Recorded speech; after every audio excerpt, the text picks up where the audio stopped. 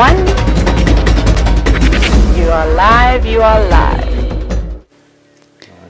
Right, we seem to be live, everybody. I've lost communications with the final control. This is an incredibly distressing development in my life. Anyway, here we are. Good morning to you. I hope you are all full of joy and well here as the dawn breaks in northeastern South Africa, quite possibly the world's most magnificent country. My name is James Henry, on camera today, Viam Dorenbrach, with an array of different kinds of gloves on his hands. There we go. Very, very nice. You're on a live dawn safari on this Father's Day weekend. It's Saturday, of course, in this part of the world. Saturday in most parts of the world, but I suppose you're still on Friday in many parts of the eastern United States, and indeed western United States. Our plan this morning is to head down here and see if we can't find some leopard tracks. We're in the kind of vicinity that Shadow and Karula have been knocking about with their little babies, and I'm really quite desperately hoping to see Shadow fairly soon. I haven't seen her with her youngster, so maybe today will be my day. Now, and indeed your day.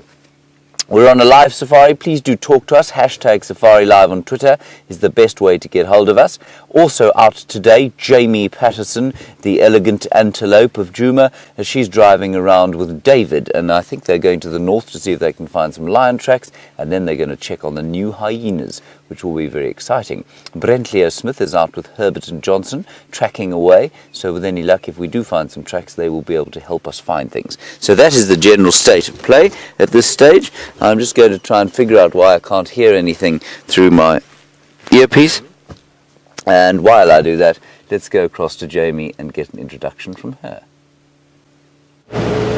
Good morning and welcome to the Sunrise Safari. I hear that James is being really nice about me, the elegant antelope. That's not entirely true. In fact, James has seen me fall down, stub my toe, knock my knee more times than I can possibly count. So, very kind of him, but I'm not entirely convinced. But yes, good morning. My name is Jamie. And this morning I have Dazzling Dave on camera with me for the first time in a long time. Welcome back on the back of the vehicle, Dave. Thank you, Dave. As you know, we've been frantically rehearsing for the television appearance that will be happening this afternoon for us, and tomorrow afternoon also for us, Central African time. So we're terribly excited for our Father's Day specials. I'm currently running on the gentle fluttering of butterflies, which is entirely tolerable. I have a feeling, though, that those butterflies may metamorphosize to sort of racing honey badgers, tumbling honey badgers, by the time this afternoon arrives. And I've stopped because there are fresh lion tracks crossing the road, which is good. That is what we were hearing last night before we all went to bed. Sort of try and show you. The light's not really right for it, but there you go. Let me just dispose of my hot water bottle and I'll hop out because I know they're not entirely clear. I've got to do this very gently though because my earpiece is a little bit decrepit. Oh dear, now it's wrapped around the door handle. That's okay. We'll figure it out eventually. There we go. Got to be gentle. Connor gave me a very strict telling off yesterday afternoon about being gentle with the earpieces, which I have taken thoroughly to heart and will obey without question. So we've actually got two, have we got two sets here? Alright, let me just double check. Bit of a strange angle. I think it's just one. I think he just did a strange turn when he walked along here. But for those of you who are joining us for the first time, this is what a lion track looks like. The back pad is here, so essentially the equivalent of the lion's heel. The toes are here, and then his next foot fell all the way over here. So he did a strange stride when he walked here, because his other foot has fallen. What did he do here? He's done a most peculiar sort of side step, unless this is I think he turned like this. So that's why his feet are all muddled up. His front foot is in front of his back foot, which is very unusual. Either the back foot falls on top of the front foot or it goes ahead. Just checking, you never know. The reason that I know they're so fresh is because this is a main road.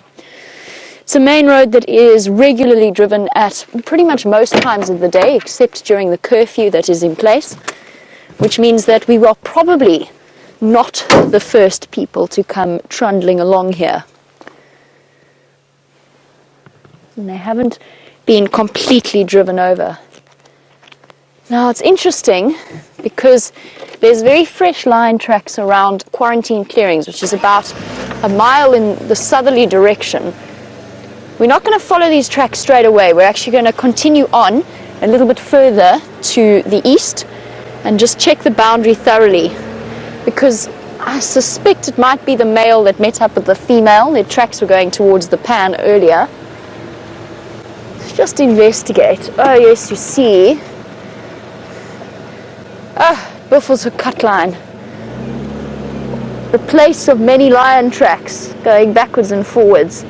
Because now I've got female tracks coming in this way, following that enormous buffalo herd that unfortunately you didn't see but was on Djuma yesterday. There you go, the female tracks and a second set of female tracks. Oh, sorry Dave, that's hugely inconvenient. I'm sorry. There's one for you. There's one over there that you should be able to.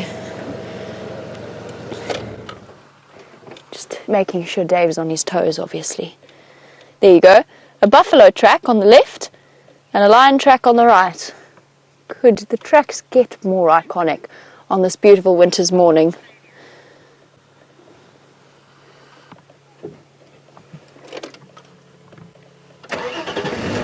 And Joey in Australia, on the subject of tracking, would like to know, he says, expressing utmost faith in our tracking abilities, and a very good morning to you, Joey.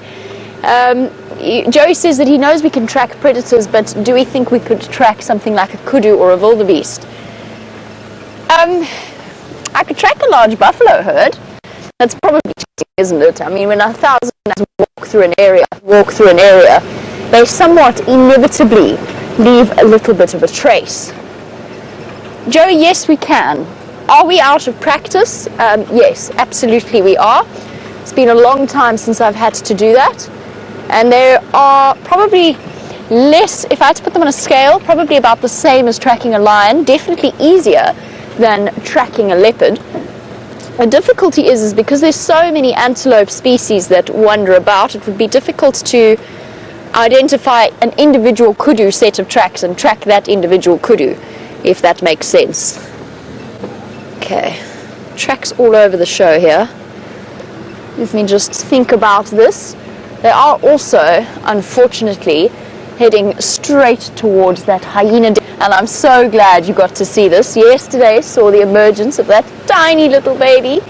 I saw it yesterday afternoon, and I have to say, I think that that little baby is maybe 10 days old. I mean, we couldn't actually come to a consensus, but its ears are still folded back. Its ears haven't even popped forward. That's a really tiny little thing. Okay, let's check around here. While I concentrate on tracking the predators and not necessarily the antelope species, let's go back to James, find out his plans.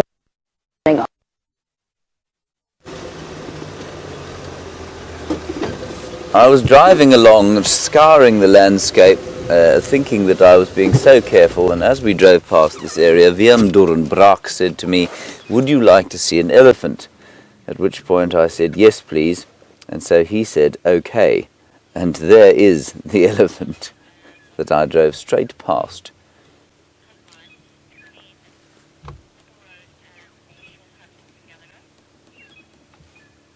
So that's quite nice. Young bull, it looks like. I don't know where the rest of his family or the rest of his herd are.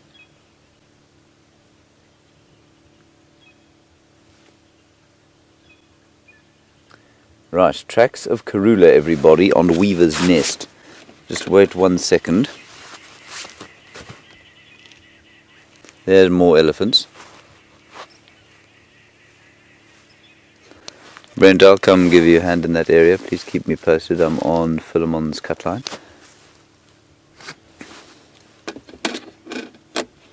Okay. So just over there, we've got tracks of Karula. Brent and the trackers are on those tracks. So we're not going to rush over there. We'll disturb the area, but we're going to sort of stay in the vicinity and hopefully we'll be able to see the leopard and the little cubs. Anyway, let's go back towards the elephant then. Cindy, you're in North Carolina, and you've got an interesting question about the carnage seemingly being meted out on the wilderness by the elephants. Cindy, yes, elephants are damaging, but this ecosystem, along with the elephants, have evolved together. And this carnage that is apparently, so destructive to our human eye is a very necessary and normal part of this ecosystem's function. So we see trees that have been pushed over. Many of those trees don't die. They've evolved to cope with that sort of thing. Some do die, and that just keeps their population numbers under control. And, I mean, there is a great concern always amongst human beings. They see these huge trees being pushed over, and they say, oh, well, you see elephants are so destructive. Well, yes, that's true. But, like I say, that's how it is with elephants. And if you're going to pump water, which all of the landowners in the Sabi Sands do, then you must expect to have elephants. Normally at this time of the year, before the advent of human beings, there wouldn't have been much water in this area at this time of year. The elephants would have concentrated on the perennial rivers. They find that very difficult now, of course, because many of the perennial rivers aren't so perennial anymore because of human activity outside the reserve.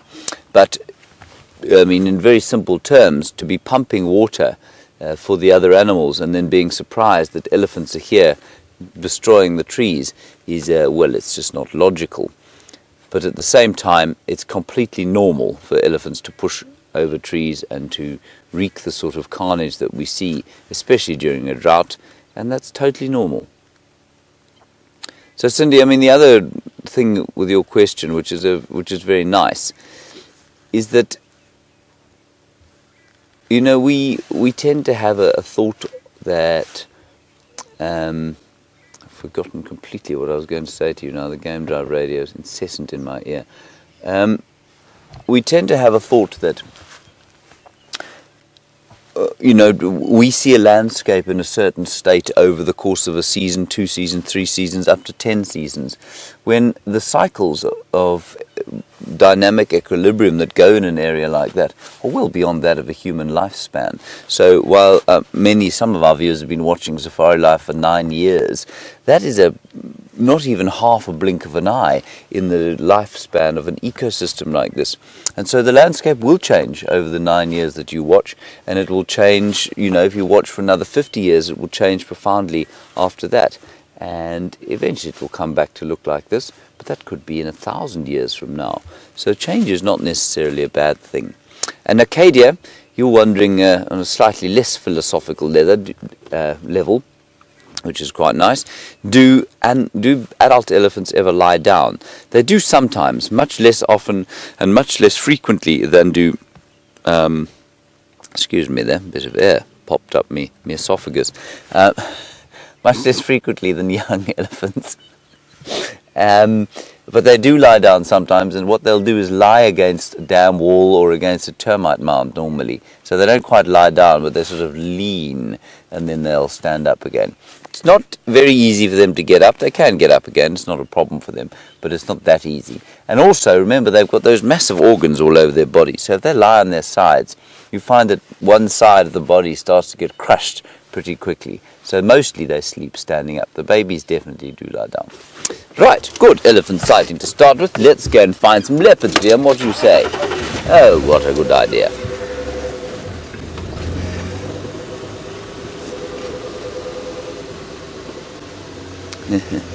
Shamsan, you were obviously with Viam and I the other morning, and you say we need horns on the front of the vehicle to find leopards.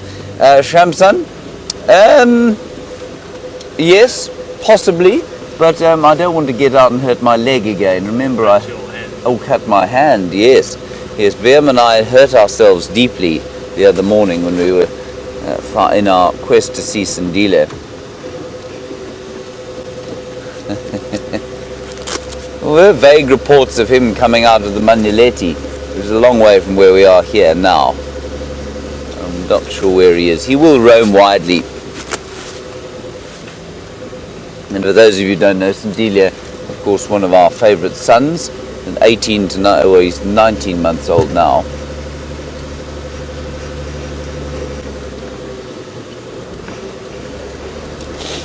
Now, Karen, you're in Tanzania. Wonderful question from you, and it's very much along the lines of the question that we had from Cindy in North Carolina.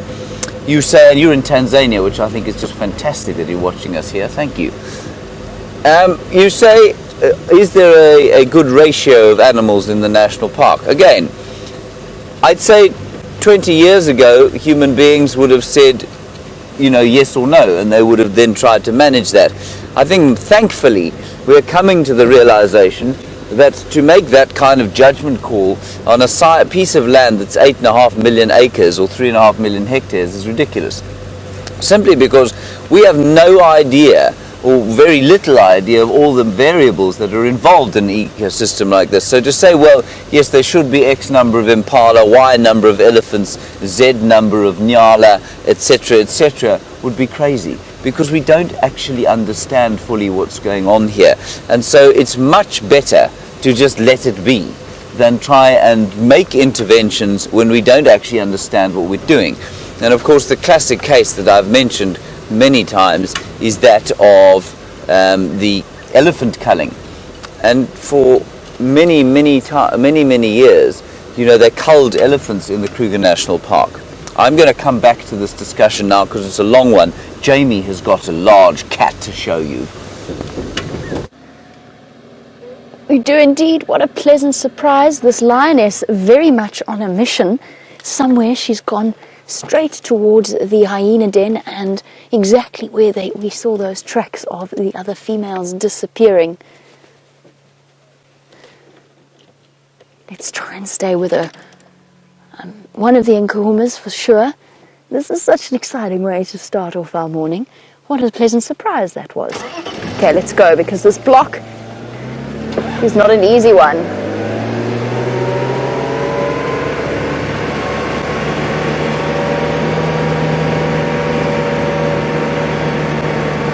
And we arrived just at the same time as another vehicle, obviously. We both came around the corner at exactly the same time. And there she was. What a pleasant surprise.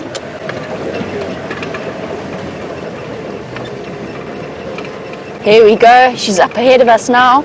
Is she going to join the rest of them on a buffalo kill is what I would like to know. I have a sneaking suspicion that might be the case. Said that there was there's another lioness. How did we miss the first one? Goodness gracious, Dave, you and I need a smack. Whoopsie. 2 lionesses, even better. Oof, and into this drainage line. I'm not going to be able to follow them through here. I can't risk this vehicle before television. They've got enormously large bellies. Standing by. Sorry guys, just need to chat. Oh.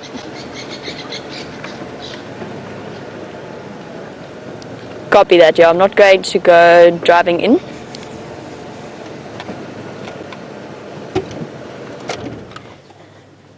Sorry guys, we're just coordinating. So one of the vehicles has just said to me he thinks that these lionesses have cubs in this drainage line, which is exactly what we've been suspecting. Now, as you know, we are incredibly sensitive with the way that we handle den sites and cub sites. And I think that these lionesses could be, with their full bellies, they could also be on their way back towards feeding their cubs. So what we're going to do for now is we're going to take a long way round. If the cubs are here, they're going to be in the drainage line itself. We're going to go and see if we can find a place to park on top of the drainage line, and we're going to try and stop there. And we're going to look down. But what they're doing is they're really helping us in a huge respect if they are going back to those lion cubs, because then we know where they are and we won't accidentally go blundering into them for a start. Oh goodness, everybody hold on to your seats. It's going to get a little bit interesting. This way.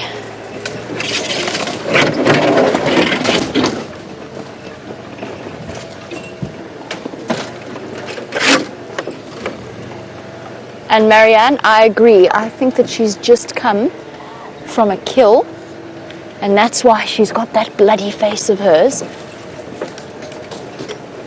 Okay, let's just stop here for a second, guys. I don't see them.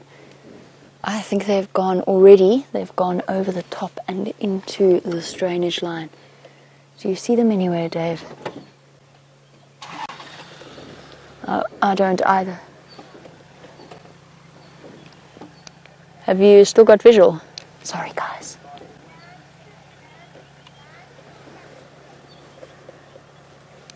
Copy that, thank you. I'm going to try and get my mover to the edge there. I'm not going to go any further.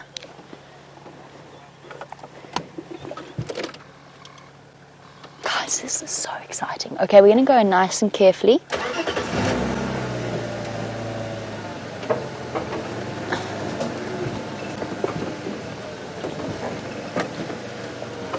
Can we do this, Dave? We're going to make it. We're going to make it. Okay, everybody watch your heads. Oh, Dave is doing some serious juggling.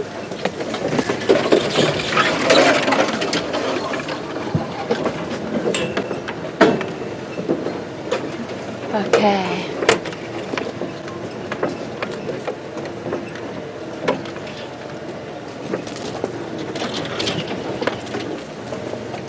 Sure.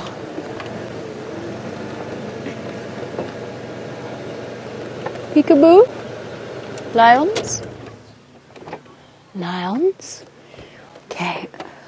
I don't want to take the vehicle any further than just a little bit beyond this bush. The den site is probably, if this is the case, if there is a den site here, it's probably somewhere in this really dense vegetation around us. So what I'm going to do is I'm just going to sit for 1 second. We're going to be, as soon as that vehicle engine goes off, we're going to be absolutely quiet. I'm going to see if we can't hear, I'm taking my earpiece out, see if we can't hear contact calls to cubs, because they haven't come up on the other side of this drainage line. Just going to wait. So the sound that we're looking for is an almost ow, ow, ow sound. Incredible sound. I think, given our patterns of our big cats, there's a very good chance, you can't see it from the angle that I've put poor Dave at, which isn't an easy one, just by the way, but there's a concrete block that is inside this drainage line, and I have a suspicion that they might be in there. The fact that they haven't come up on the other side suggests to me that that might be the case. Let's just wait for a second before we go blundering in. Now about 100 meters, let me orientate myself here quickly. Mvubu Road Den is there, so about 100 meters that way is the old hyena den on Gallagher shortcut. There hasn't been a sound from these lionesses or alarm calls, so I think they've stopped somewhere here. You see how they were so purposefully marching. Now Elvis has gone all the way around onto Gallagher shortcut to go and have a look for them. Just listening quietly for a second. This would be so incredible. We've known for a while that the den site is somewhere here, and they've given us a really nice indication. And Jen in Minnesota, speaking of our cubs, and while we just wait patiently to hear what's going on in the bush, he wanted to know if we know how many cubs there are. There's 3 that we know of from the Nkuhuma Pride, with a female from Torchwood, or not from Torchwood, but she's denned inside Torchwood. Sorry, I'm just listening to the Game Drive channel as well. So there's 3 for certain in Torchwood. The other one we don't know yet. We did know, and there's that female that we saw the suckle marks of. We've suspected for ages that she's been in this drainage line somewhere. We just haven't worked out exactly where they are.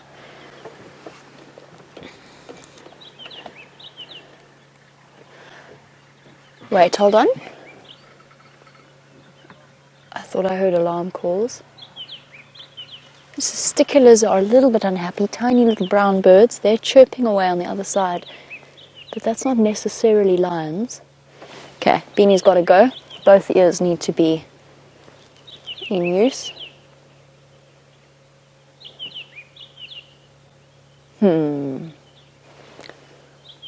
Okay, we're gonna try reposition one more time.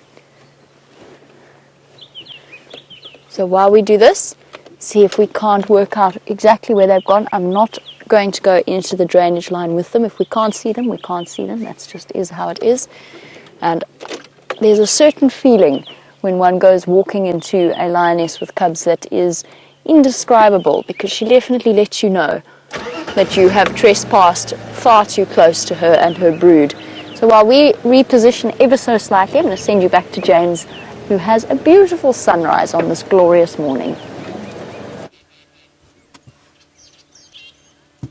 It was almost noon by the time Jamie came across to us there. Anyway, there we are. There's the beautiful sunrise. Jamie with wonderful lions, and with any luck they'll pop out again, hopefully with little babies. Now, good news is that the tracks of this leopardess, Karula, the 12-year-old famous queen of Djuma, are knocking about this area. Taxon's also helping out here. So we're just going to drive gently along the road here. The tracks are off sort of towards where the sun was.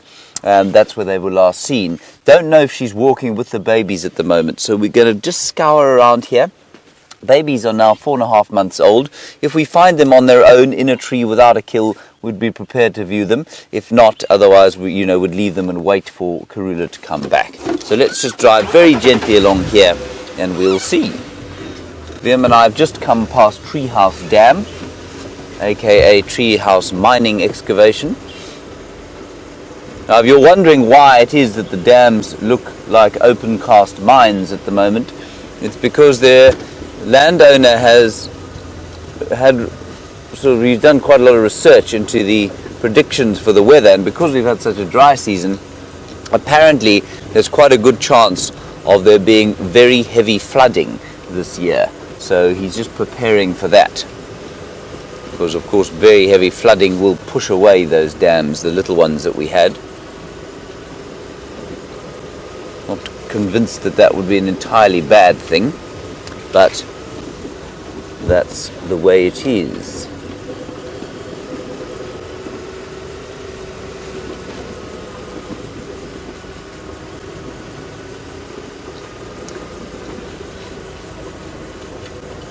Siberia Zumi, a very interesting request from you. You want to see a small rodent. I will do my best. You say other than a squirrel. I think the only rodent I've seen other than that on this reserve was a gerbil, a bushveld gerbil, and we do see them from time to time. They're actually great little creatures. But the other sort of large rodent that you might find in this area, the biggest rodent of Africa, of course, is a porcupine.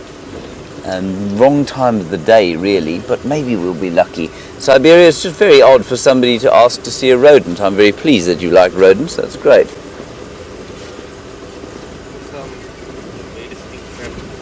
You think they're of leopards?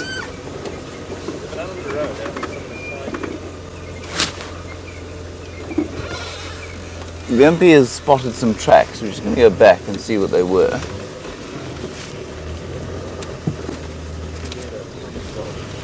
Where the what's are? Oh gosh, there's a big stick in the way. The elephants have pushed. We'll just go and quickly see here. What do you think, Liam? Really? Okay, hang on one sec. Viampi has spotted something. He's demanding that I go and check what it is. We'll just walk very gently, because if it is baby leopards, their mummy could be around and she'll be very cross. Where are these baby leopards? There. Yeah. Is that a baby civet? No, it isn't. It is unquestionably that of a cat. There's a big one over there. Where? There somewhere. Okay. Right, everybody, let's just have a quick look around here. Spy out the place. That is brilliant spotting from here. Here she is.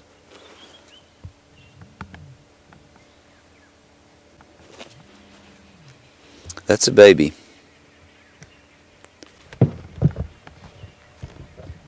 Now, Ah, they're leading straight towards this termite mound over here. If they see me on foot, they're likely, because they don't really know what I am, to just stay where they are. If Mum's around, she might slink off or give a bit of a growl. I'm just going to walk gently down to over here. Will you tell me if my sound goes? Cool.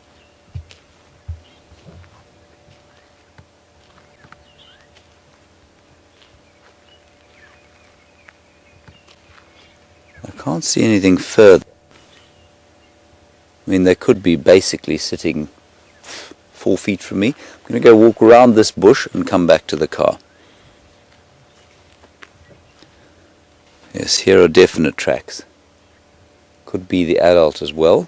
That's Karula.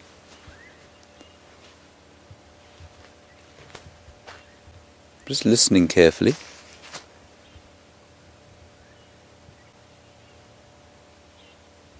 I can hear not leopard.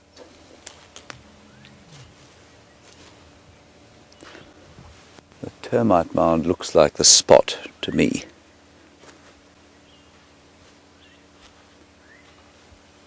Let's just walk very cautiously around here. This, of course, is how you have to walk if you are tracking baby leopards with their mummy.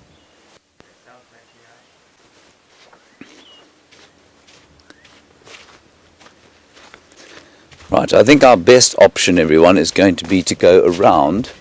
They look like they're heading towards the drainage line there. But I think the adult is there, from what I could tell. But that's definitely a baby leopard track. Can you see it there? It's this big. Almost the size of a female, but I think it's because I think the little one obviously slid. And I don't see them going across the road. Just check once behind the car. I don't see them coming this side. Do you, Vium? There were definitely some around there. But they could have been playing up and down here during the course of the night. This is very exciting. Mainly, of course, because we have our TV special this afternoon, and how wonderful would it be to show Karula and her cubs to everyone on TV. We will be broadcasting on the internet as normal today as well. Okay, brilliant stuff. We get hold of Brent and the trackers and see where they are and just tell them about this. I'm tempted to we're just going to back up. In fact, I think I'm going to go back up and then go that way around, because that's sort of where the tracks are going.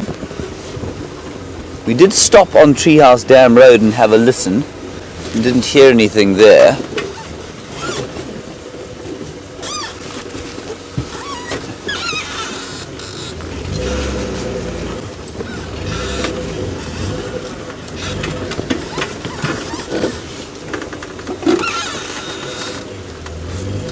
Just listening to Brent now on the Game Drive channel.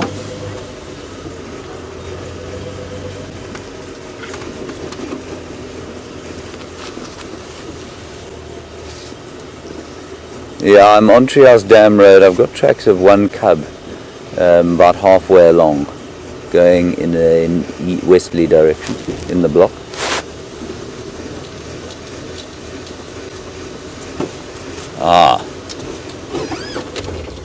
Brent says he's got Impala alarm calling somewhere there. Let's just be quiet and listen. Copy.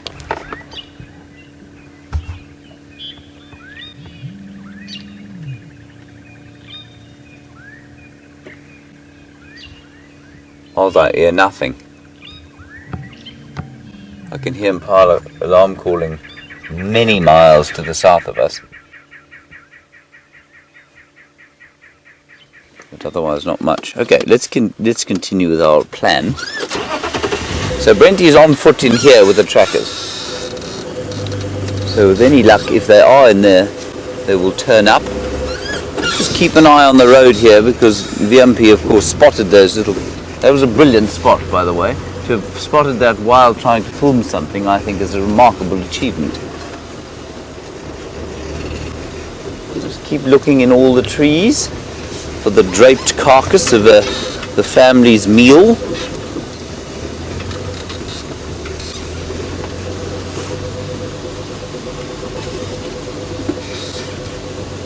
I haven't seen those little babies for a little while now. I feel that's not very fair. Now Jamie is off on foot. I think she's looking for those lions, I'm not sure.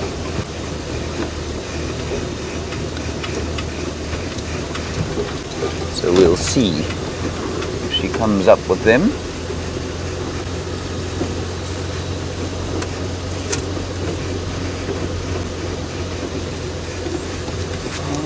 I don't see them crossing this road. We'll go and have a quick look where Brent said he thought he heard the impala alarm calling, and then we'll turn around and come back this way. It's great having trackers out, I must say, because it means we just do get to cover quite a lot more ground.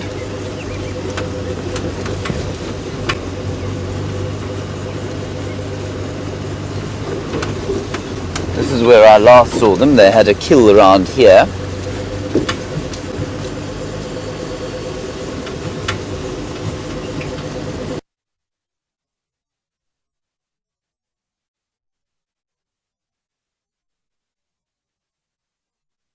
Remember that, Vian? Yeah. Special times? Special times? I only saw the end of it. Oh, sorry about that.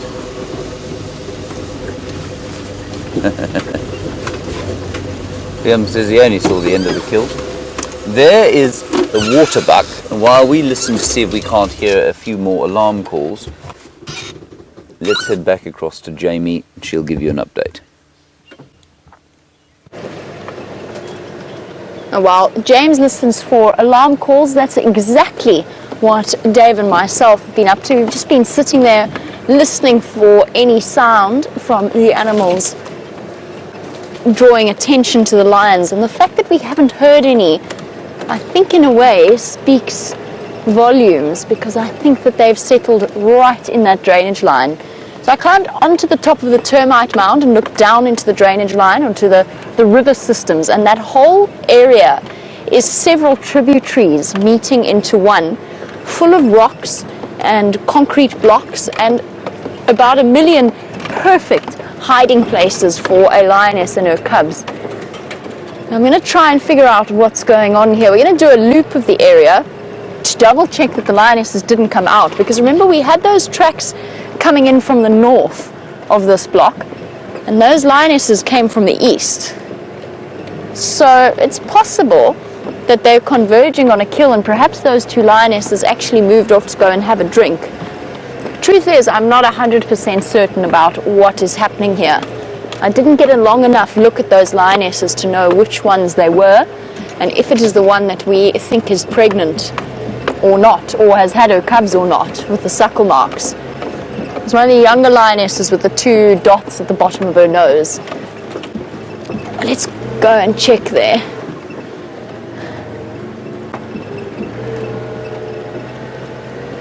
And a very good morning to the entire Sawyer family, who wanted to know a little bit about how old the cubs would be when the female brings them out to the rest of the pride.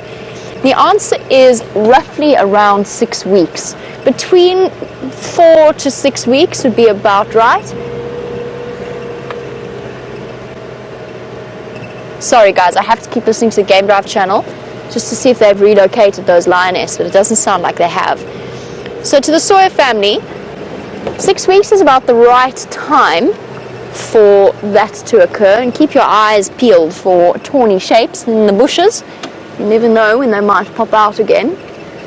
The reason that they do that is because, as you know, females often synchronize, not quite fully, but their estrus cycles are synchronized to the point that they're usually pregnant at the same time, and they often give birth within a month, maybe even a couple of weeks, but often within a month, maybe 2 months of each other.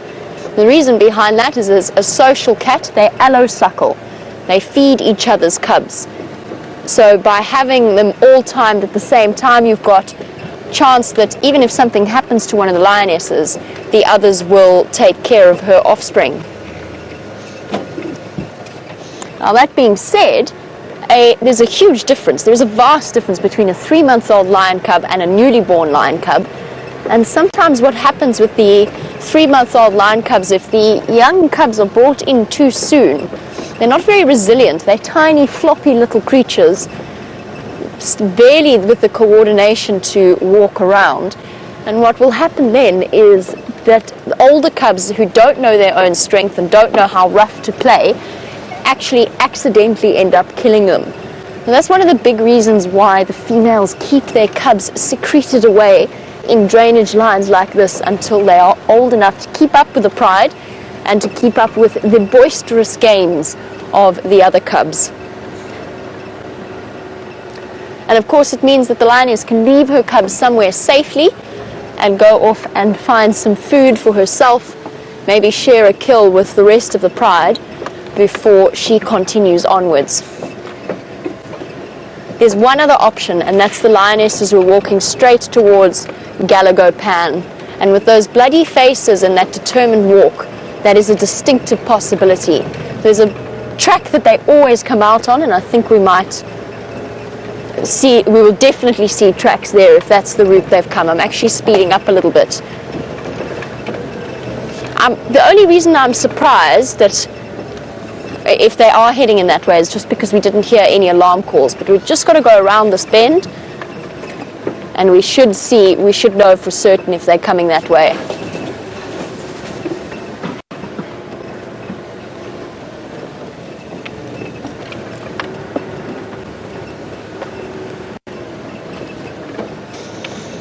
Good morning to Shamsun. Welcome as always to the Sunrise Safari. My apologies, Dave. Whack Dave with a bit of a tree there. You wanted to know how the lionesses are feeding the cubs if they're not bringing meat back to the den. And the answer is they don't need to.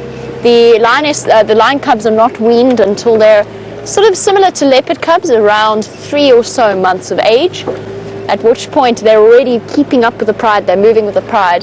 What will happen is the lion cubs follow behind the females, and then there's some kind of signal that the lionesses give that says, hey, sit down, be quiet, we need to hunt now. And the cubs disappear into the long grass and they hide away. Sometimes as they start to get older it doesn't work so well and the cubs actually mess up the hunt. But in the beginning they go completely flat and silent and go, okay mom, yes, whatever you say mom, which is always a good approach when your mother's a lioness. And off the lionesses go and hunt. And then cubs, as you know with lions, they're not terribly obliging when it comes to sharing their kill, and the cubs actually just have to take the scraps and lump it until they're big enough and strong enough to fight for their own. This is the game path that I was talking about, and it tells me a few things as we look at this path that runs towards Galago Pan.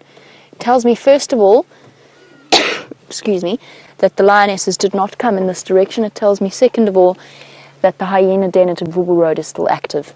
Even though we didn't find the female there, she is still there because there are tracks of hyena up and down and up and down.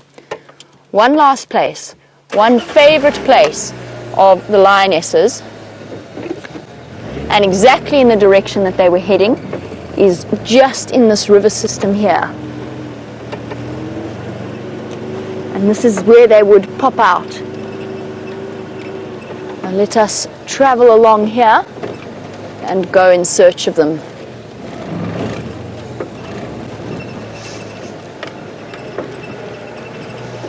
Oh, we better go a bit slower. The number of times that we have found these lionesses in this Tamboti thicket is a large number.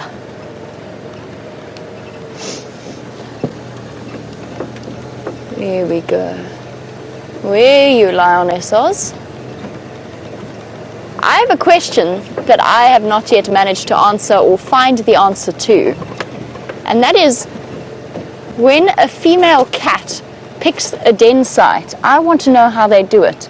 I want to know if they've got it planned out from the start, or if they automatically go back to one of their favorite places. I mean, obviously they have specific design requirements for a den site. It must be sheltered, it must be protected. But I just want to know whether or not they pick it out in advance, or if they just go when they feel themselves going into labor, if they just happen to pick their favorite spot within that vicinity. I have no idea what the answer to that is. Okay. Phew. Now you can see how cut out we have, or how we've got our work cut out for us.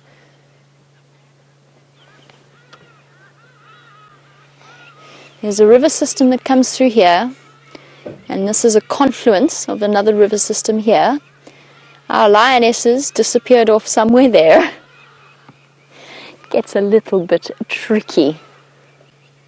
Oh, and they could be absolutely anywhere in this river system. Let's go check the Tambuerti thicket, and then we must leave and go around to the old hyena den, because there is absolutely no need for apologies from Dina, who's worried that I may have already answered her question. Let's just go back a bit.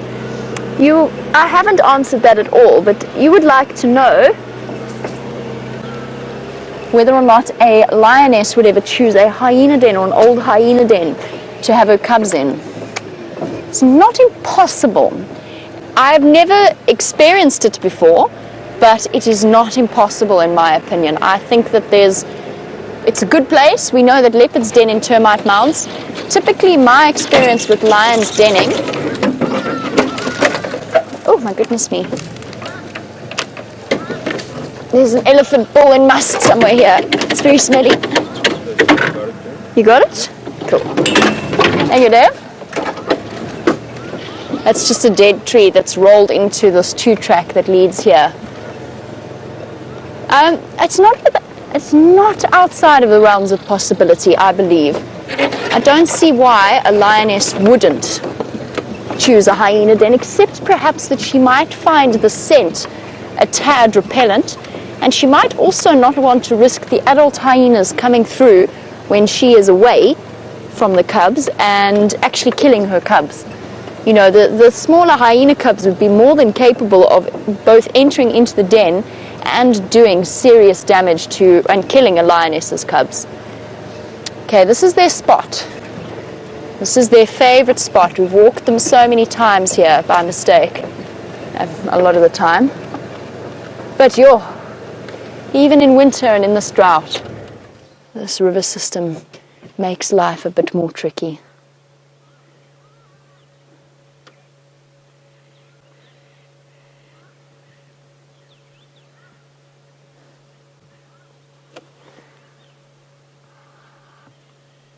Just listening to alarm calls, but it's completely silent.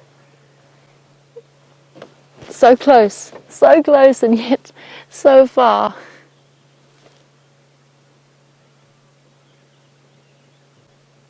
That's not an alarm call. That's somebody hammering a nail.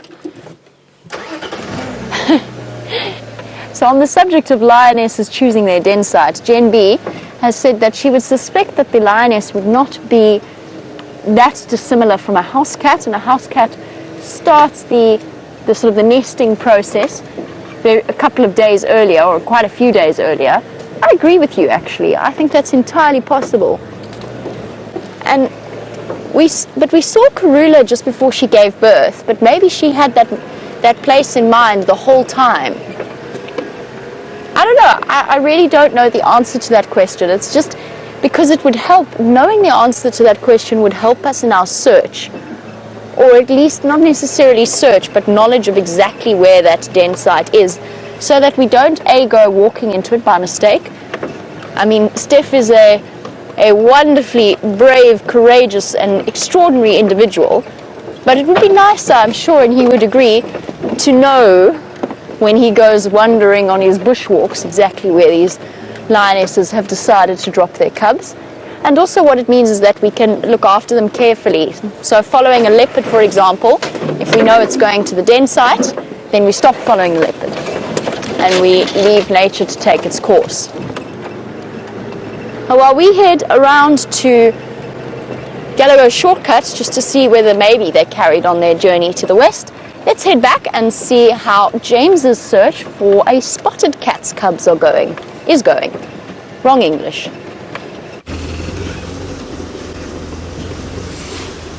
Well, as with most of this kind of tracking of leopards and the various other animals, it can be a bit frustrating. Brent and the trackers are pretty convinced that they are in the block to the right-hand side of us. That is because that's where we had the tracks, and they've gone in there to have a look. They've circled some of the tracks there, and they've been playing up and down inside this block. So they're somewhere around here, we think. Now, because we are in the vehicle and they're on foot, we're going to do a little bit further down here and see if we can't pick them up. But we'll see what else we can find along the way. We haven't seen anything else. We've done quite a large sort of looping area. But we haven't spotted the tracks again.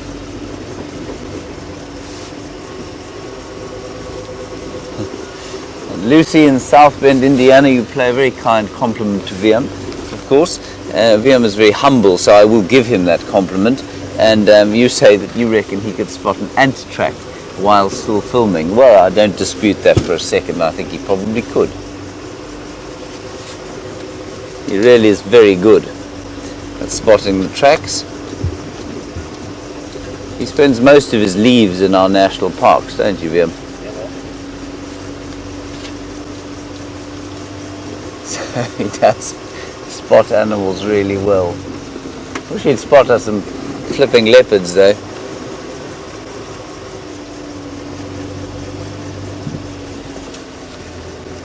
Tammy in New York, you say, what kind of animals do we see that you don't usually see? You mean here, or do you mean animals that you might see in the US? Out here, I think you see pretty much everything that we see, except for maybe a few of the animals of the night, when we might come out on a night drive every so often, like an aardvark. But I don't know how often we've seen that, probably as often as we've seen them live. And maybe something like those little rodents, the bushveld gerbils and that sort of stuff, which you do tend to notice a bit more when you're walking around on foot alone. But otherwise, I think our Safari Live viewers see pretty much everything that we see, especially, now that we have the regular bushwalk. Because the regular bushwalk really does, especially if Steph's doing it, it really does uncover all the little wonders of the wild that you wouldn't normally see on a game drive. So Tammy, I think we see pretty much what you see. Go ahead.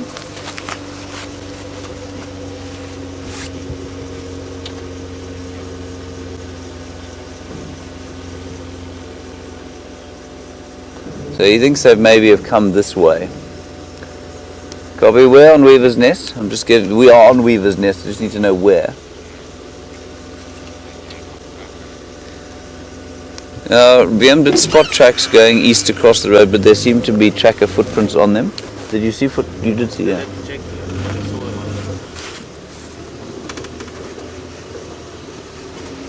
Okay, copy that. So Brent says there are just tracks of them going in every direction at the moment.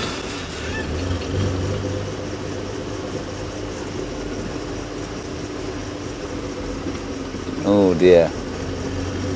Tracks on the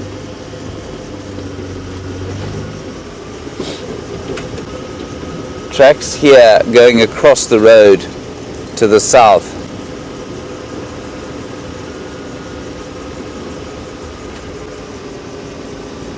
So we don't know whether she's going, if she might not even be on this reserve.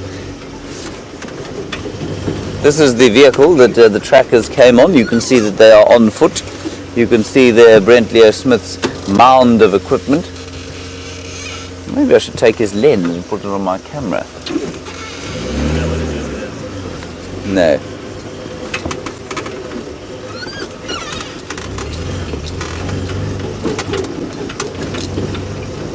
Oh, look at this beautiful view of the misty dawn, everyone. Let's just stop here and have another listen. It's always a good idea to have a bit of a listen.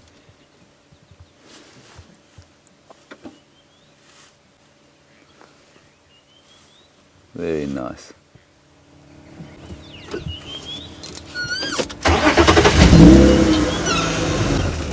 Sounds of lions all over the place. Brent, of course, on foot, saying that he can hear male lions calling just to the south here.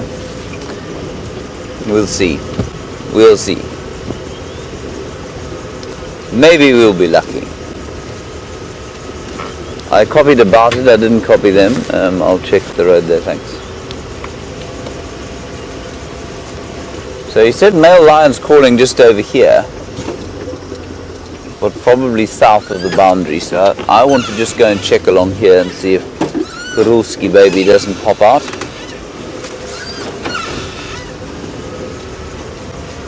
I suppose calling the Queen of Djuma Kurulski baby VM is probably a little disingenuous. You know, I might be in trouble if No, she doesn't hear you. if she heard me, and some of her more ardent fans might also feel it was a little bit too familiar, as opposed to Your Highness.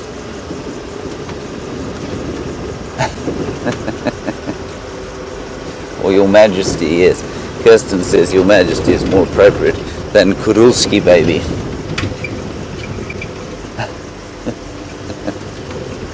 Shadow baby. Or Shadow baby. Well, she's kind of a princess, really. Yeah, but I suppose she's first in line. She's first in line to the throne, exactly. Good point. Well, we don't know who was born first, her or Tundi, of course.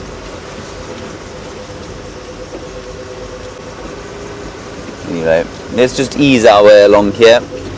While we are looking for the leopard, we're more than happy to stop at anything else we might see, bird-wise, reptile-wise, rodent-wise, Siberia. But unfortunately, it's a very sort of misty, chilly morning, and everything seems to be rather hiding. So we're just going to bumble our way along here and see if we don't spot something else interesting.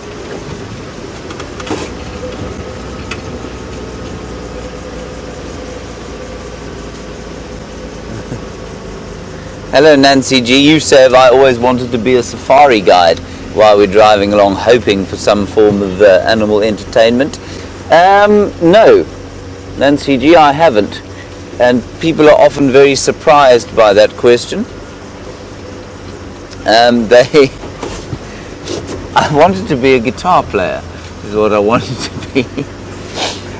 And, you know, when I finished school, my father said to me, you will get a degree, I don't care what it is, you will get one though, and it won't be at home. So I nearly did music, but I'd done it and I just figured, you know, you don't really need to perhaps do it formally. So I went and I did a general science degree, and then I thought I'd become a musician after that. And I had a rather terrifying girlfriend at the time I finished university, and she said, well, we are going to the bush to be guides. I'd had no idea what a safari guide did. We used to call them rangers in those days. I thought maybe they counted grasses or animals or something like that. But I thought what they'd do is interview us both, get rid of me because they would see that I was utterly clueless and had no idea, and keep her and rid me of two problems at once, and I'd go off and become a guitar player. Within 2 weeks of the training course beginning, they'd got rid of her and kept me, and I'd found a whole new world of discovery, and that's basically how I became a safari guide.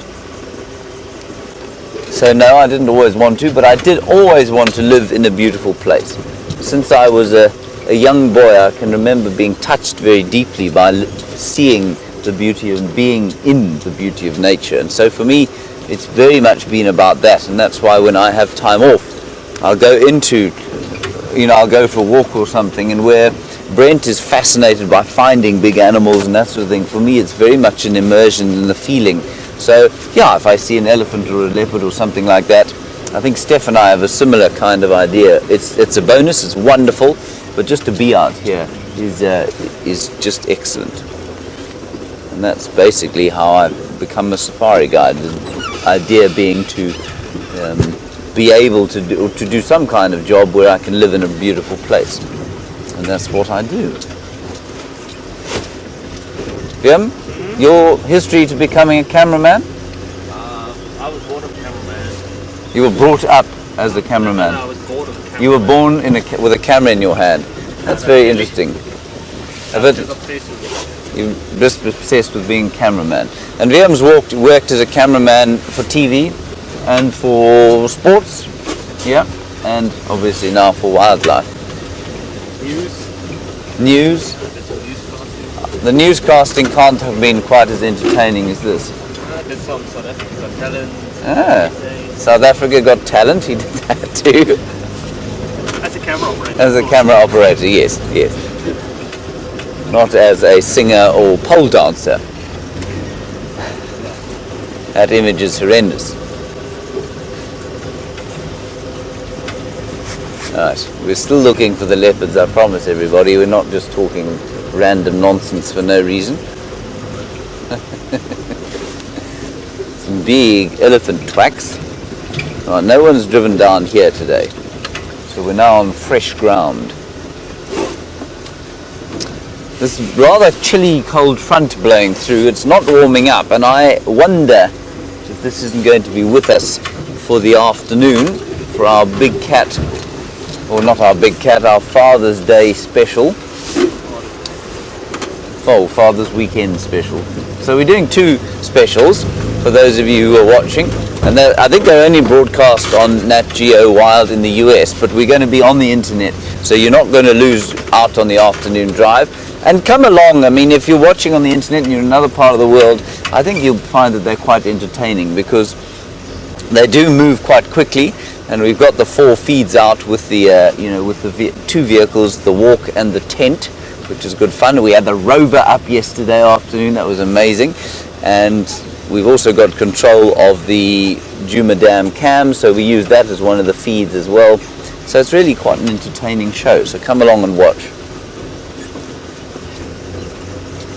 Well, that was Taxon driving up there. He's obviously not found any further tracks here. Anyway, let's go back to Jamie, get an update from her. We'll keep scouring this area. We've been doing some scouring ourselves. We've just been to check the old hyena den that is just off Gallagher shortcut, and the answer is the lionesses are definitely not denning there. And again, I think now that I've thought about that properly, I really doubt that they would risk their cubs by choosing what would be considered to be a rather not sensible place.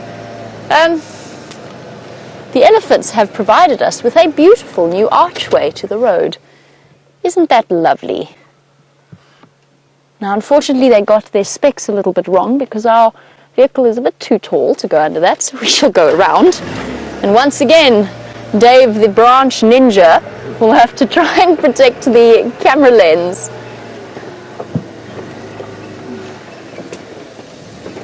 At least everybody watch heads. Got it. Well done, Dave. Dave's a legend. Oh, no, we can't go back onto the road just yet. There's another tree. Whew. Okay. Right. So if they haven't settled down in the drainage line, they haven't gone south and they haven't gone west. And on our way to check north. Now, while we go off in search of our lions, we have some of their favorite food for you. Here we go. Hello, piggies. Let's just let them move out into the open slightly.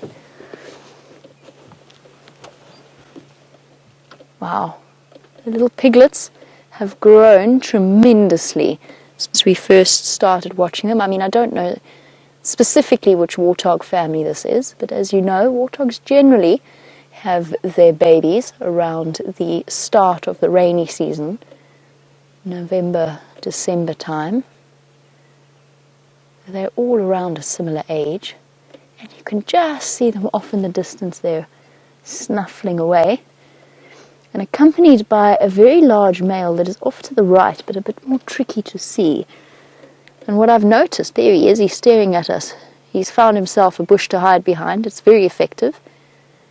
And what I've noticed is the male warthog in this area are more skittish than the females. I know he's a male because the warts that give the warthog their name, with their sort of extensions out on either side, are much larger in the males. Oh, off he goes. Had it. Goodbye. Not sticking around. And there's just this little face peeking out at us from behind the trees. You can really see, especially in the piglets, you can see the sort of the common pig ancestry that the warthogs share. And those little, what would we call them? I suppose sideburns that the piglets have, meant to imitate having exceptionally large tusks, make them look a bit more intimidating and scary. It doesn't really work all that well, to be completely honest, particularly with the dominant male leopard in this area, who seems to enjoy a good warthog snack every now and again.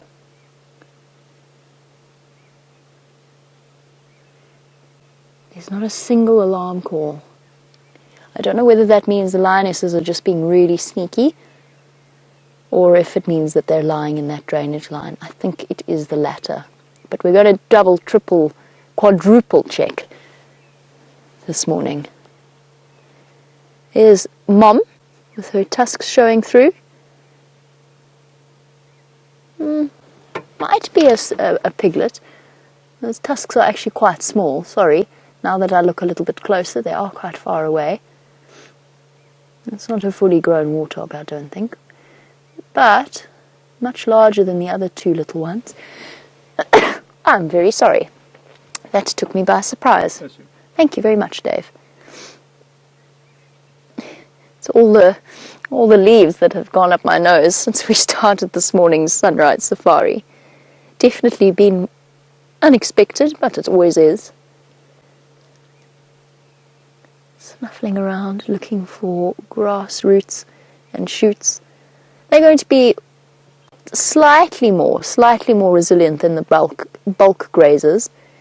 But even so, the warthog will be finding it hard to meet their nutritional requirements, particularly the females, since they've just come through their rutting season, so their breeding season, which means that a lot of the females are going to be pregnant and having to meet the requirements of themselves and the babies that are growing inside them. Which means that warthogs during the day, once they've come out of their burrows and have started foraging, will forage pretty much all day in winter. In summer they take some time off, go and lie down in a nice mud wallow, enjoy the heat of the day there. But in winter that is a luxury that they cannot really afford. It's also not terribly, or it's not too hot. It can get very warm, but it's not too hot. And at the same time, there's not all that many mud wallows, and most of them are at this point occupied by larger animals of a slightly more ferocious stature. Okay, since our warthogs have largely disappeared, I do want to just carry on. You can hear more roadworks going on, and by that I mean elephants pushing trees into road. You can hear cracking off in the branches. Here's our male once again, giving us the hairy eyeball, so to speak. He's obviously feeling a bit more comfortable now. Realize that we're not going to rush out and attack him. Oh boy. A very impressive set of warts that he has there, less so of the tusk variety. Relatively small tusks for a male warthog, but they, as with elephants and hippo, will grow continuously throughout their lives. But he's done with the attention being lavished upon him, and off he goes. And those piglets are almost impossible to see now at this point. We're just being very closely watched. Okay, let's move on. I just want to make sure that these lionesses are not going to cross north. They haven't come this way. Let's just double check. Double, triple check. Now before I spotted the warthog, I had a question through from one of our viewers about which lion is our favorite.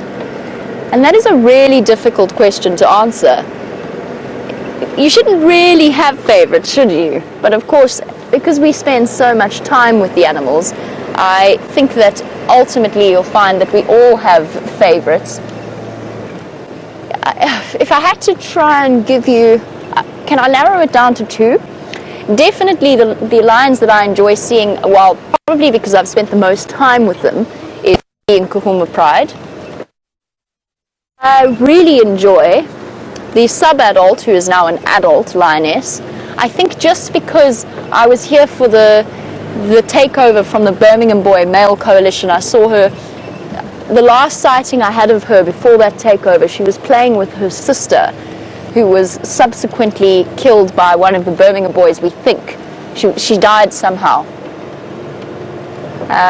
And to just watch that, and I think because of Amber Eyes' amber eyes, and they're very distinctive. Sorry guys. While I listen to the Game Drive channel and think about my favorite lionesses, let's head back to James, who has something much larger.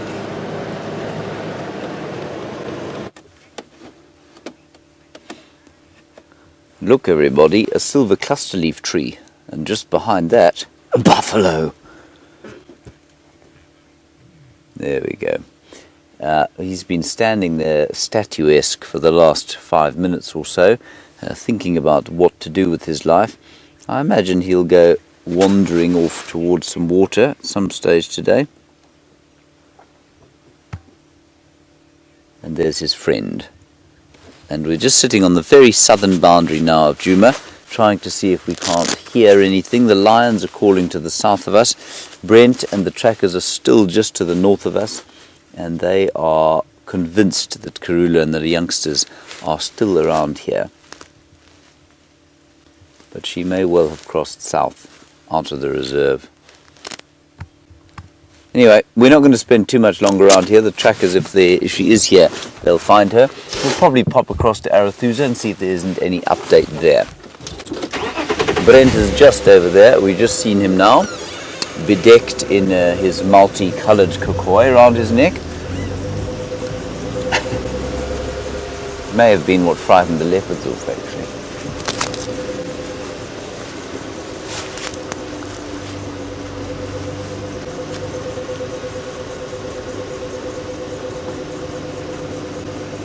Now, Kathy, in Tennessee, you've noticed that there doesn't seem to be a lot of grass around.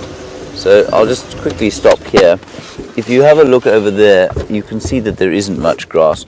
And yes, it is normal to a certain extent, not as much as it is now. So the drought has definitely made a huge difference to how much grass there is. So normally this time of year there would be more. It would be dry though, because we're now well into the dry season, of course. But the other thing to remember is that this particular area is a fire break, which means that the trees have been cleared, and so the grass will be more pressured, and so it's always going to look slightly shorter and denuded than the other areas. Just looking behind us, wondering if I'm going to see a leopardess pop out of the bush. Alas, no. Righty, on we go.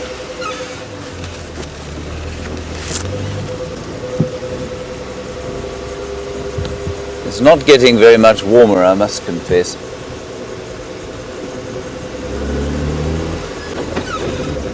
So tracks of the trackers going up and down the road from this morning. I don't know. A leopard, if it doesn't want to be found, is really very good at not being found.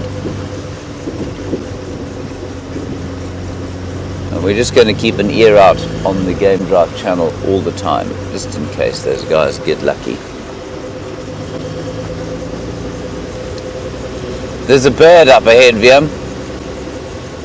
You see that? Bird on a wire. Bird on a wire.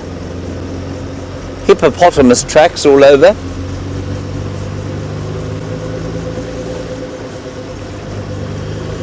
Unlikely to see a hippopotamus knocking about here.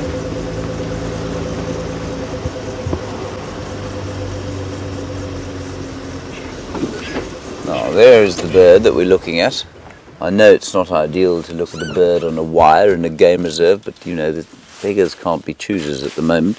And Tony, old boy fish, you're wondering what kind of birds have migrated into the area for the winter. The answer is 0, Tony.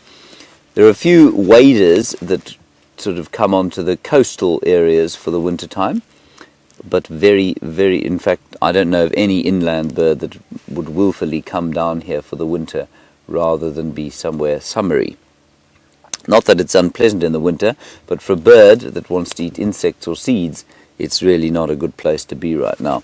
So there are no birds that come through here only for the winter, but there are a few waders, like I say, around the coastal regions, particularly on the Atlantic coast, that come through here for the winter time.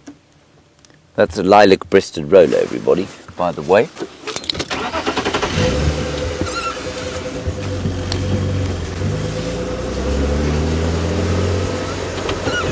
So we're now on the southern boundary. To the north is Djuma, to the south is Little Gowrie, and on Little Gowrie is where Karula has spent a huge amount of time with those cubs. Also, it's the central parts of Tandi's territory. Tandi, her also 9-year-old daughter, sister to Shadow.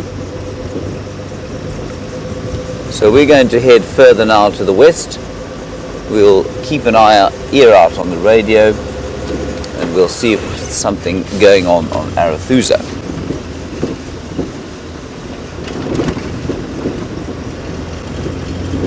Arathusa is to the west of us, obviously.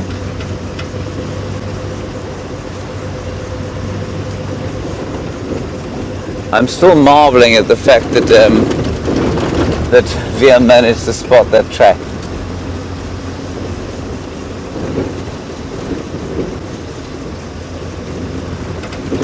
Now this is where Brent had the sound of the lions, but apparently they were then called in to the south of us here.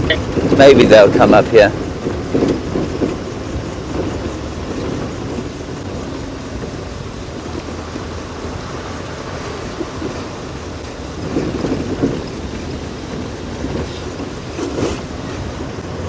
Anyway.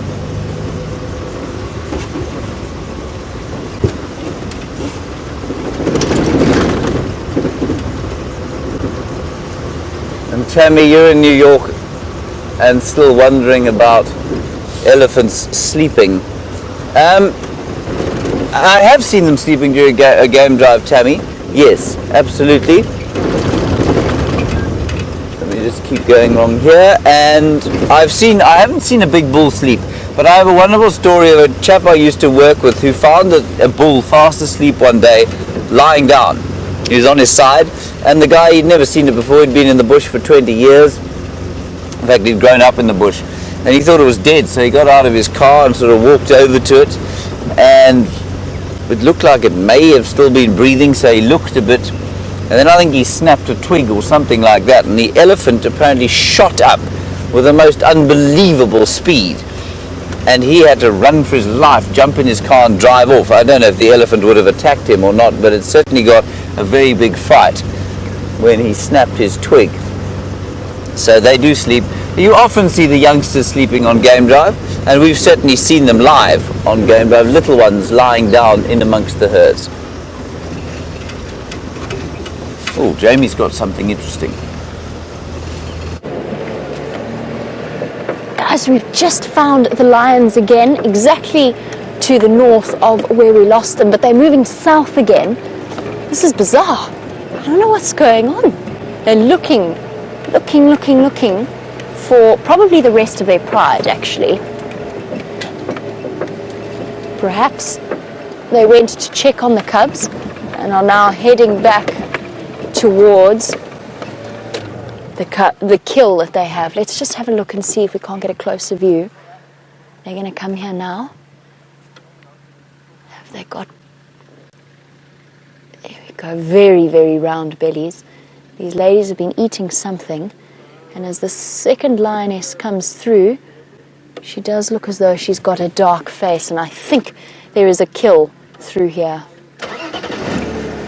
All right, this is going to be difficult again. They're leading us on a merry dance this morning.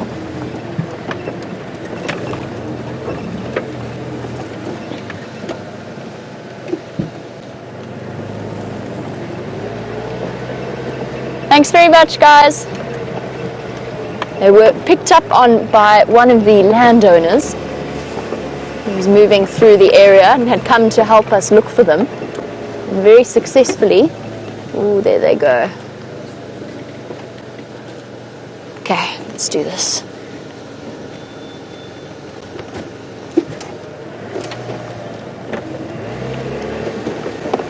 Okay, here we go again, Dave. Ready? Let's go.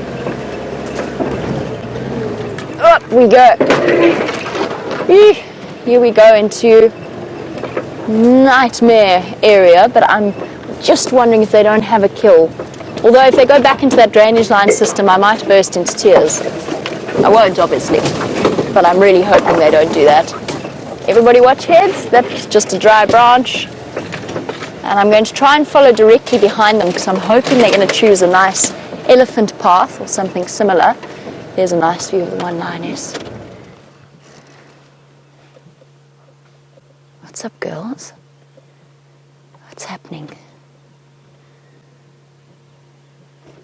Straight back into the block where they came from. Okay,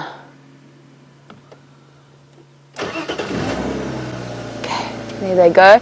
You can see those bellies swaying from side to side, sort of like they've just enjoyed a very large Christmas dinner or a Sunday roast of some description. I know that the Nkuhumas were on a baby buffalo kill 2 days ago on Torchwood. I doubt those bellies would be looking so full if that was still just from that. Okay, everybody watch your heads. We're going to try and stay with them. They're separating. Why? Why are they separating? One lioness is going off that way, the other off to my left.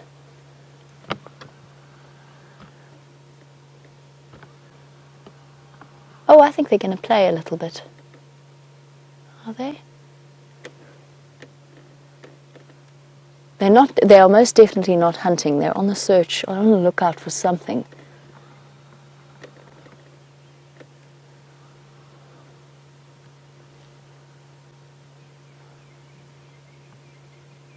Stay with the one on the left. She's picked the easier path.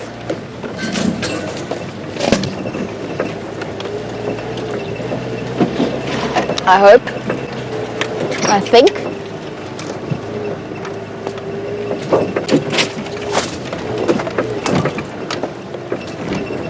Oh goodness, that's an instant flat tire. Uh-oh. Okay, we're going to keep going. We haven't got a flat tire just yet, but I just drove over a tree known as a zebra wood, the one that was responsible for the grievous injury to James's poor leg.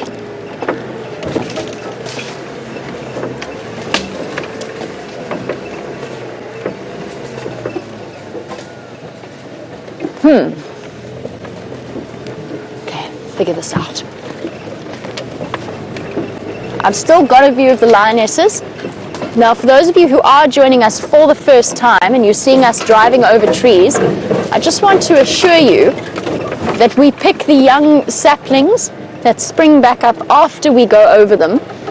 And also, we take the species, we drive over the species that are essentially what are known as bush encroachment species. So they're here.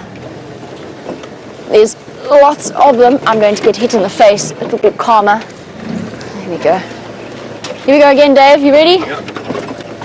Everybody watch heads. Here we go again. Dave the branch ninja.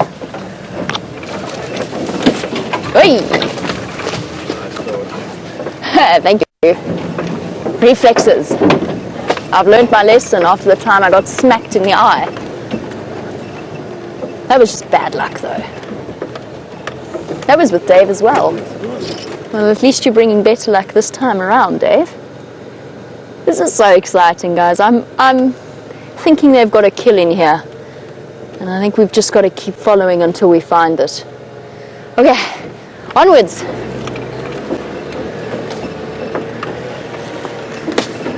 Tires are all good. The zebra wood will take some time to act if I have got a flat tire. We'll probably get right into the sighting and then have to change it. I'm not convinced we've got a flat tire though. We've got relatively resilient tires. Now hopefully they survived my incursion over the zebra wood. Oh, ladies, ladies, ladies. Goodness.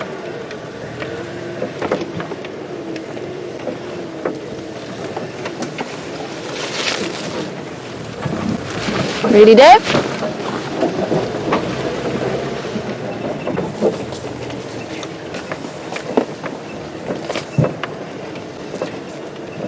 Now, as we pass close to this lioness, you can see she's barely given us a sideways glance. Janice, you were wondering if the animals are used to the sound of vehicles, and if an animal had never seen a vehicle before, would they be nervous? And the answer is absolutely they would. I would never do this with lions that have not seen vehicles before. It's one of the things that makes the Sabi Sands such a wonderful setting for game viewing. Sorry guys, we have to move, otherwise we're going to lose them, because I don't think I can get round here. Ish! Sorry, that's very South African. Oh no! We're in a trap. I can't go left, I can't go right, I can't go anywhere, I have to go back. Janice, the lions would run if they'd never seen a vehicle before.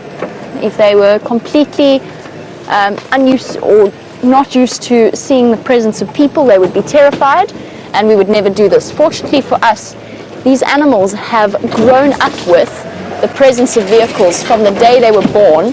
Ready for this day? Got it, well done. You're a pro. I'm stuck. Obviously before television I can't risk damaging poor old Wendell, especially since Wendy just came back from the repair shop. Wendy is the vehicle, for those of you unfamiliar. So while we drive around and try to catch up with these lionesses, over to James, who's got a feathered friend for you. That's not a feathered friend in the slightest. That, of course, is a furry friend, but the feathered friend flew away, as feathered friends are wont to do. Anyway, male Nyala, we've come to Arathusa. Absolutely no updates on Arathusa for the morning, but it is quite possible that Shadow and her little baby are lurking around here somewhere, so we are going to attempt to find her. Now, when I stopped here, the drongo was sitting in a bush over there with the Nyala underneath it, so I whipped my camera out, but being the world's slowest photographer, I managed to get nothing. Here we go. Let's continue. So we're not going to spend too much time here. We're going to do sort of a loop around past the airstrip, through past the dam there, and then back this way, and see if something doesn't pop out there. Just see if we can't find some tracks of maybe Shadow and her little ones. I don't know where that little one. I don't know where they were last seen. We've had tracks going in and out. Oh, Brent's calling. Go ahead.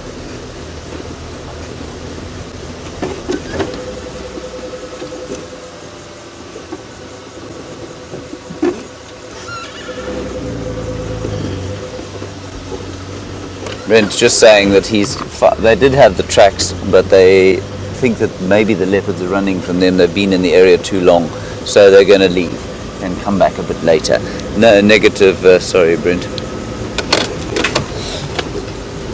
Right. Let's see what else we can find here. I've now got 7 radios in my ear, just about, feels like. Turn that one down. Brent, no other tracks called in.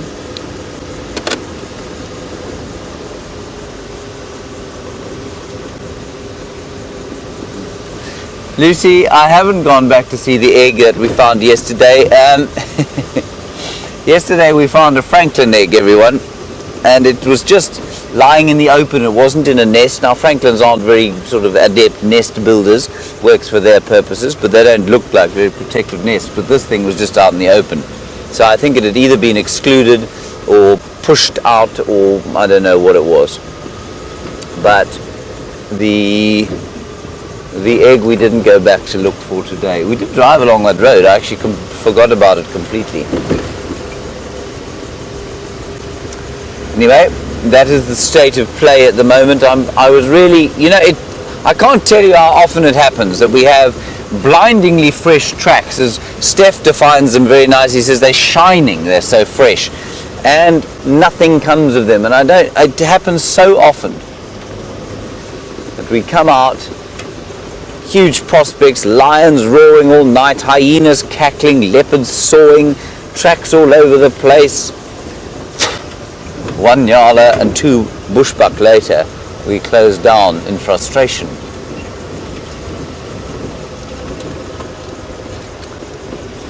perhaps today will be different. There were also reports of some elephants around here. I'll take an elephant right now, wouldn't you, Vian? Yeah. You'd probably take a steenbok right now. Yes.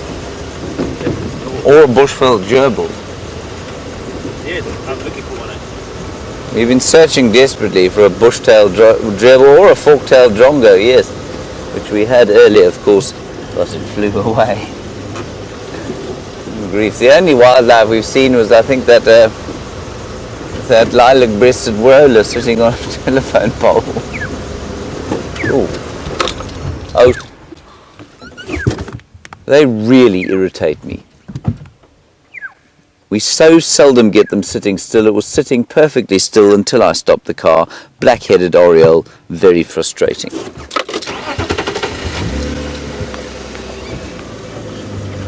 On we go.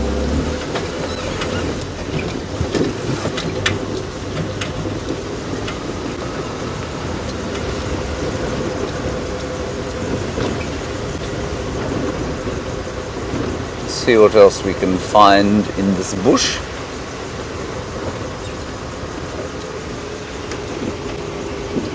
No.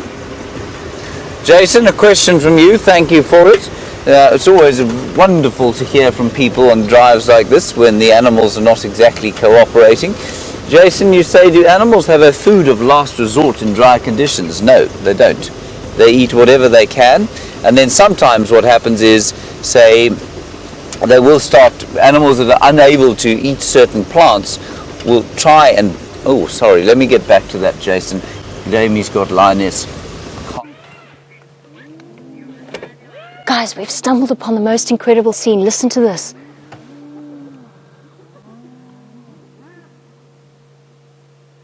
The hyenas have stolen the lioness's kill.